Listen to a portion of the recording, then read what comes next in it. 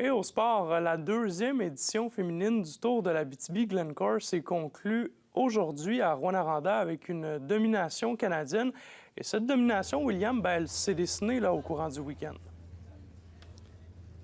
Oui, André, samedi, c'est Élodie Malois qui avait décroché le maillot brun pour une deuxième étape consécutive. Dimanche, Ellie Moore a remporté l'étape entre Taschereau et Rouyn-Noranda avant que Élodie Malois reprenne le maillot brun ce matin avec sa victoire au contre-la-montre finale. Avec 3 victoires d'étape en 4 jours, Élodie Malois s'est assuré la victoire au classement général. Le meilleur exemple de la supériorité canadienne tout au long du Tour, ça a probablement été samedi, alors que le podium a été 100% unifolié. Un podium composé de Sandrine Veilleux, Élodie Malois et d'Émilie Tessier. J'ai justement pu parler avec Élodie Malois et Sandrine Émilie Tessier juste après leur victoire de samedi.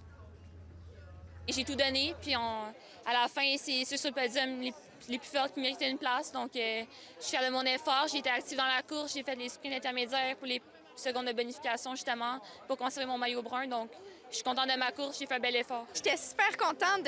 En plus, on est équipe Canada, mais aussi on fait partie de la même équipe au Québec, Nord-Dévaux. Fait que c'était super le fun d'être avec les filles sur le podium. Hier, je me suis fait coincer vers la fin. Fait que j'ai fait attention, puis j'étais dans les bonnes roues, puis je suis contente d'être arrivée troisième. Et William, le Challenge Sprint qui va débuter derrière vous, justement, dans un petit peu moins d'une heure. C'est le dernier événement pour les cyclistes féminines et le premier pour les garçons.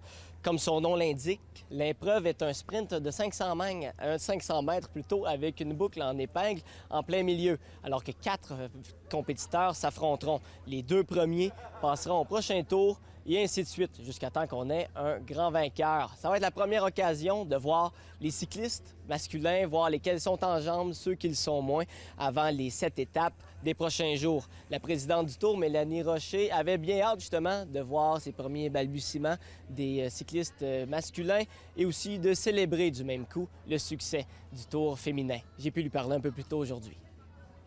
Nos 8 équipes féminines, là, ils ont rendu vraiment gloire. Et écoute, je suis tellement fière là, d'organiser ça et de pouvoir permettre aux filles d'avoir leur Coupe des Nations à eux. Puis pendant les 4 jours qu'on était là, les filles nous le disaient, les coachs nous disaient hey, « Merci, wow, vous avez vraiment fait quelque chose de beau. » Puis on est content d'avoir ça chez nous. Le Challenge Sprint ne fait pas partie du Tour de l'Abitibi en tant que tel. C'est vraiment une compétition où ils viennent de chercher des primes, des bourses, en fait. Donc, c'est vraiment aussi pour faire une petite mise en bouche pour la ville de Rouyn-Noranda, faire un beau spectacle. Fait que c'est vraiment intéressant, mais les garçons et les filles vont venir compétitionner, puis c'est ici qu'ils viennent chercher un petit peu d'argent pour, mettons, les aider dans leur carrière de cycliste. Alors demain, ce sera le grand départ officiel du Tour des Hommes. Le coup d'envoi sera donné un peu avant 17h à Val-d'Or. Merci beaucoup, William.